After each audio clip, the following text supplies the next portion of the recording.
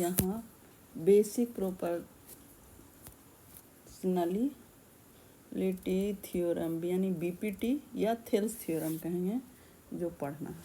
उसका है क्या कि अगर हमको if a line drawn parallel to one side of triangle intersecting to the other side then its divide the two side in the same ratio.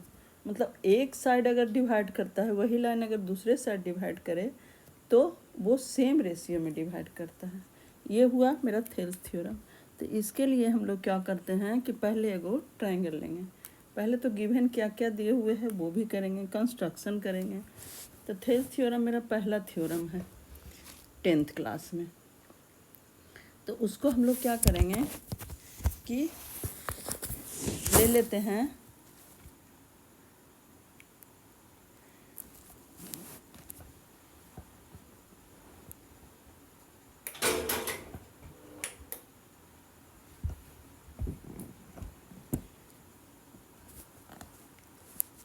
पहले हमको given क्या दिए हुए हैं जो लिखेंगे।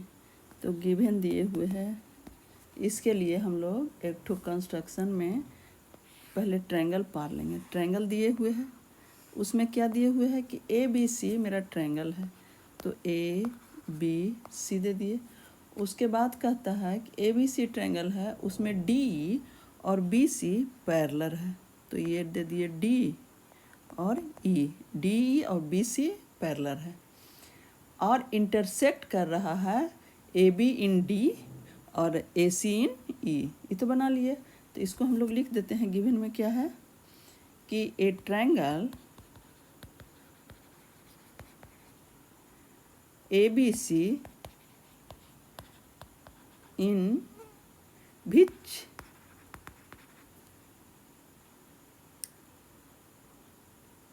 D E parallel B C and intersect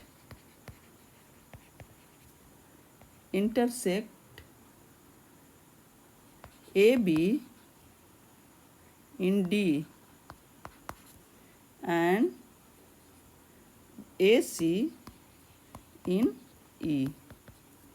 ये हो गया, इंटरसेक्ट कर रहा है। उसके बाद हमको दिए हुए हैं प्रूफ करने के लिए कि टू प्रूव क्या कहता है कि सेम साइड प्रोपोर्शनल है। तब सेम साइड क्या होगा, A D by D B equal to A E by E C. ये तो प्रूफ करना है। अब हम इसके लिए कंस्ट्रक्ट करेंगे।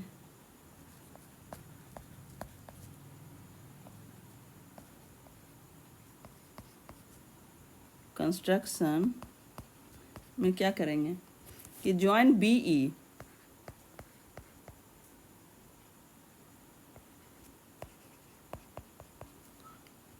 CD and draw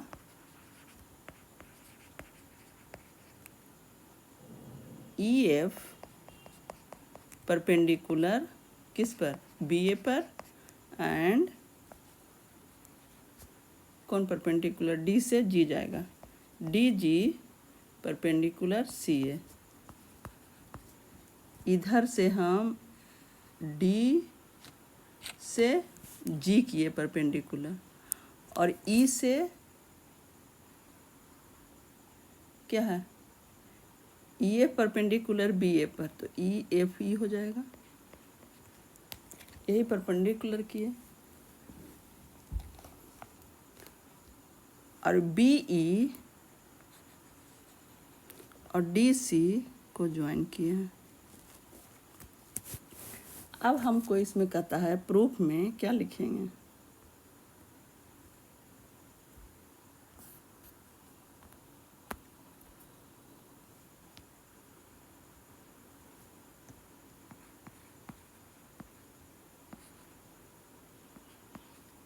since EF is perpendicular to AB, therefore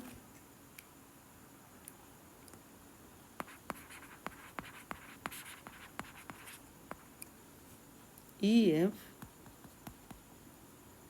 is the height of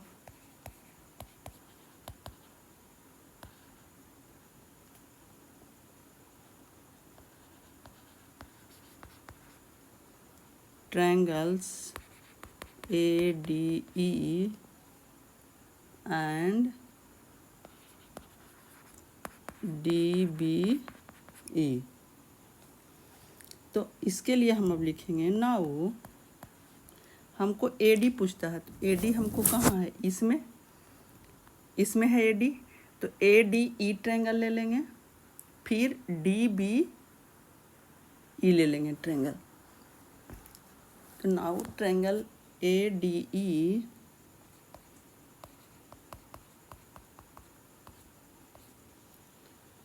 equal to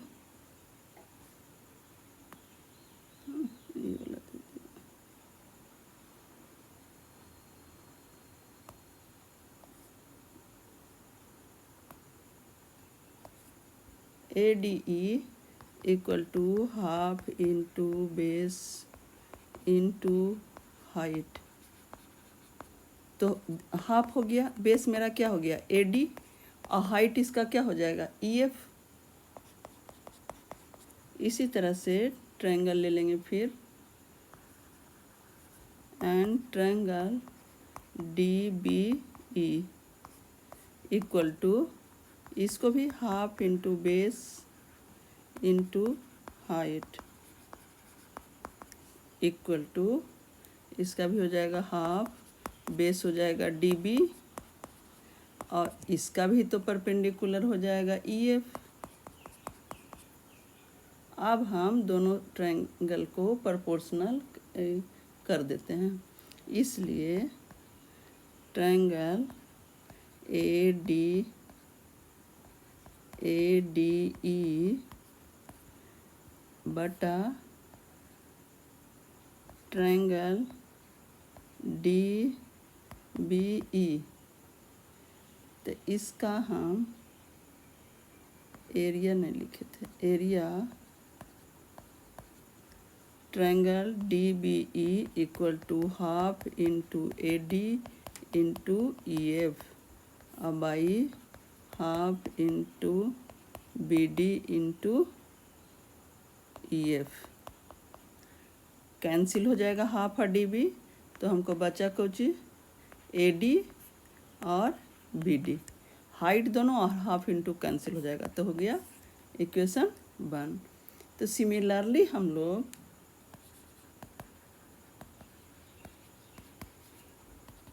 अब ले लेंगे area triangle ADE equal by triangle area DEC। तो इसको देखिए हम लोग को क्या होगा, इसका हो जाएगा half into AE into DG, जी था यहाँ, हाँ DG, इसका हो जाएगा half into EC into DG, तो वही लिख देंगे half into AE into DG अब बाई हाफ इंटू क्या हो जाएगा EC इंटू DG, इसका भी हाफ और DG कैंसिल हो जाएगा, तब बचेगा कुछ हमको AE बाई EC। ये हो गया इक्वेशन 2। अब हम जानते हैं, पिछले क्लास में पढ़ लिए हैं कि but area DBE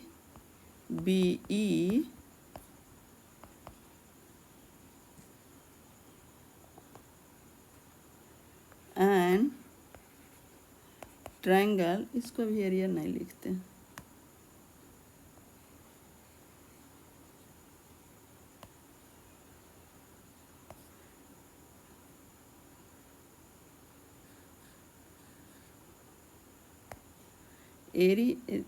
but triangle DBE and triangle DEC are on the same base DE and between same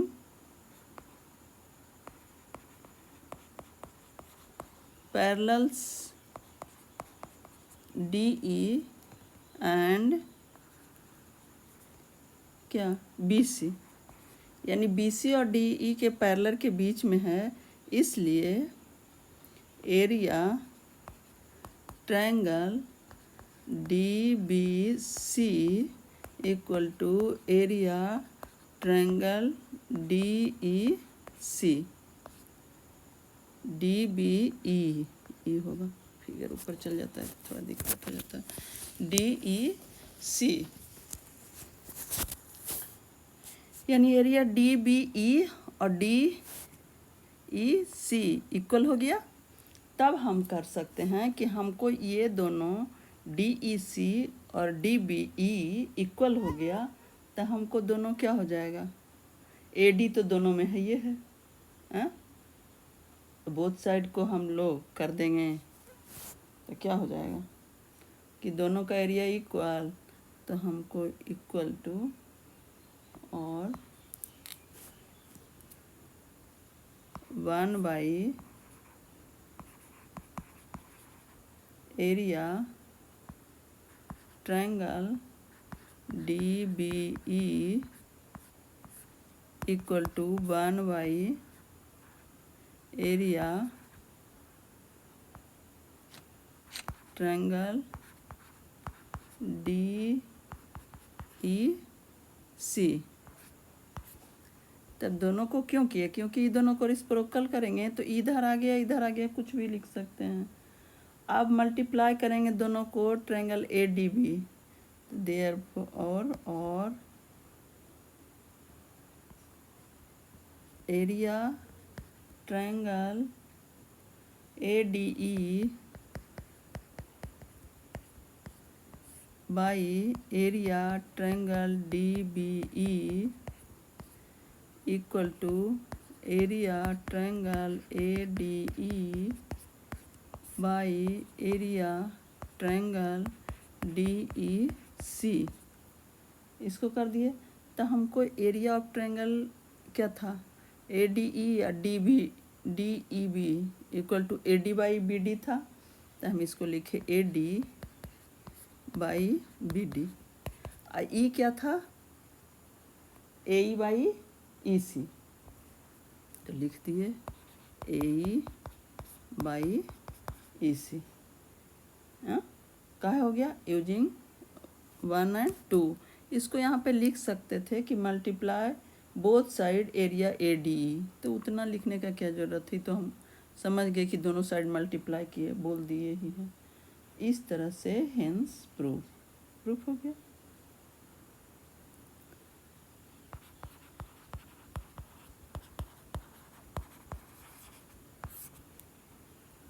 तो थेल्स थ्योरम हम पढ़ा दिए।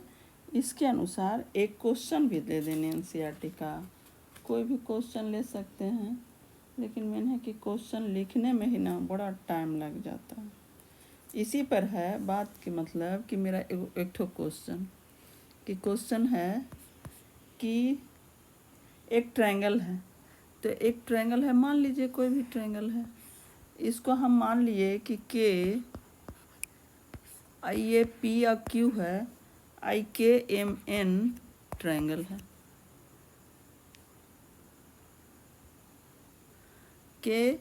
PQ पैरेलल प्रूफ करना है कि हमको ये दिए हुए है गिवन में PQ parallel MN, if KP by PM equal to 4/13 and KN equal to 20.4 cm, find KQ। तो तो इसको देखिए थेल्स थ्योरम हम लोग अभी पढ़े, उसी से बना सकते हैं। जैसे सॉल्यूशन में लिखेंगे 2 नंबर का इस तरह का क्वेश्चन आता है कि in triangle KMN it is given that PQ parallel MN and हम इसको लिखेंगे कि by Thales theorem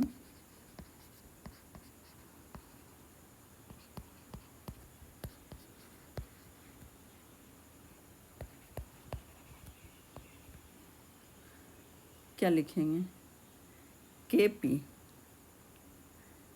by Thales theorem